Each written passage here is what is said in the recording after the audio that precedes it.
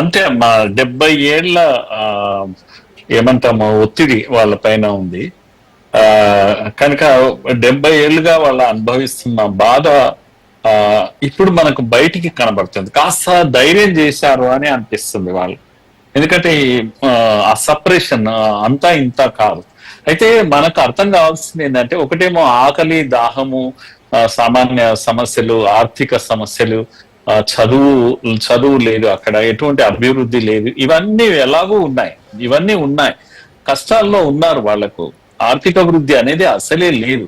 ఆ వాళ్ళ జీవితాల్లో చదువు అనేది ఎన్నడూ పిల్లలకు ఒక చదువు చూడలేకపోయారు. ఇవన్నీ బాధలు ఉన్నప్పటికీ కూడా మనకు అర్థం కావాల్సింది ఏంటంటే, మొదటిసారి రిజెక్షన్ ఆఫ్ మిలిటెంట్ గ్రూప్స్ అనేది జరుగుతా ఉంది. మిలిటెన్సీ ఒత్తిడిని వాళ్ళు తట్టుకోలేకపోతున్నారు.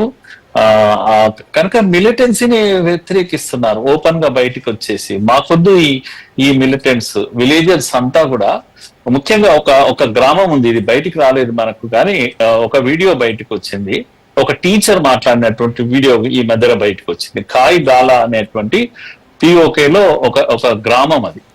ఆ గ్రామస్తులు అంతా కూడా ఎక్కడ అసలు ఈ తిరుగుబాటు స్టార్ట్ అయిందంటే, లష్కర్ ఇ తోయిబాకు సంబంధించినటువంటి ఒక మిలిటెంట్, తహీర్ హబీబ్ అనేటువంటి ఒక మిలిటెంట్ ఈ మధ్యన మన ఆపరేషన్ సింధు దీంట్లో చనిపోయాడు.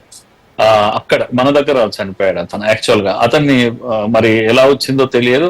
అతని అంత్యక్రియలు అక్కడ జరిగాయి. ఫైరింగ్ లో మరి బయటపడ్డాడో ఏమో, తర్వాత చనిపోయాడు.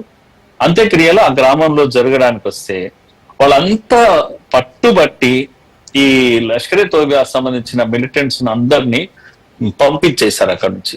అంత్యక్రియల్లో మీరు పాల్గొనకండి, ఇక చాలు, మీరు చేసింది చాలు, మీ నిర్వాహకము, అంత్యక్రియలు మేమే చేసుకుంటామని చెప్పేసి అంత బలవంతంగా ఊరు తిరగబడ్డది.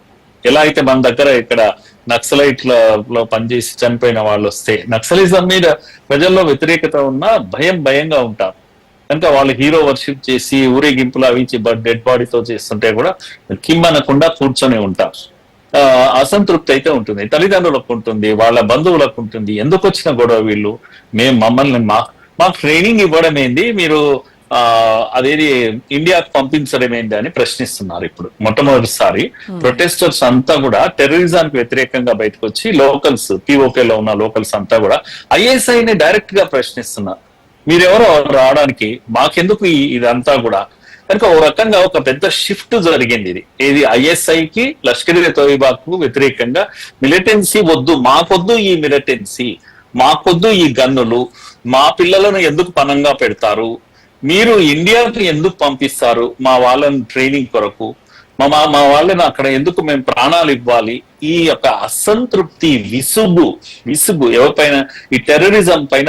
లియాఖత్ అలీ, నేను చెప్తున్నటువంటి ఇంతకుముందు పేరు ఏదైతే ఉందో, టీచర్, ఇతను చాలా పబ్లిక్ లో వచ్చి మొన్న ఒక ఉపన్యాసం ఇచ్చాడు. చాలా, who are these people sending our children Kashmir, ఎవరు ఆ కాశ్మీర్ కు మా పిల్లల్ని ఎందుకు పంపిస్తున్నారు మీరు, అరే ఇండియా అంటే ఏమనుకుంటున్నారని కూడా అన్నాడు ఆయన. అరే మిలిటరీ సూపర్ పవర్ ఇండియా, మీరెంత ఎలకంత పిల్లలు, మీరు దాంతో గెలిచేది ఉందా, పోయేది ఉందా, ఎందుకు పోతున్నారు, మా ప్రాణాలు ఎందుకు పనంగా పెడుతున్నారు. ఇండియన్ మిలిటరీ మామూలుగా లేదు కదా, ఒక సూపర్ పవర్ గా ఎదిగింది కదా, మీకు అర్థం కావడం లేదా, మా పిల్లల్ని పనంగా పెడతారా. బాగా అనేటువంటి ఒక గ్రామంలో అమ్మ, ఒక జిల్లాలో ఈ రాడికల్స్ లష్కర్ ఇ తోయిబా వాళ్ళు మీటింగ్ పెడితే, అడ్మినిస్ట్రేషన్ ఏం చేసిందంటే వాళ్ళని తిరస్కరించింది, మీటింగ్ పర్మిషన్ ఇవ్వలేదు.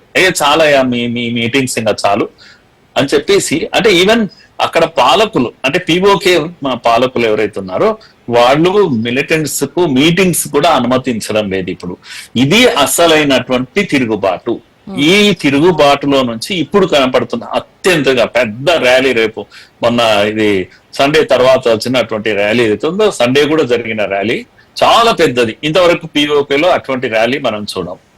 ఆ ర్యాలీలో ఆ సంఖ్య ఇది కానీ, అందుకే మన డిఫెన్స్ మినిస్టర్ కూడా ఎవరు అమిత్ షా కూడా చాలా స్పష్టంగా ఈ మధ్యలో మాట్లాడుతున్నారు. PoK was given away by Congress, only BJP will bring it back అని ఒక మాట అన్నాడు. బీజేపీ వాపస్ తెస్తుంది, కాంగ్రెస్ అయితే ఇచ్చేసింది అనే మాట అన్నాడు. రాజ్నాథ్ సింగ్ అయితే అయిపోయింది, ఈ పాకిస్తాన్ గురించి ఫాదర్ ఆఫ్ గ్లోబల్ టెర్రర్, ఇప్పుడు బలహీన పడిపోతుంది, పీఓకే ఎంతో దూరంలో లేదు, మన దగ్గరగా ఉంది అని.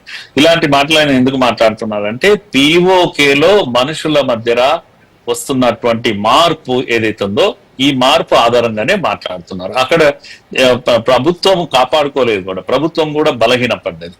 సో ఈ రివోల్ట్ మనం చూస్తున్నాం.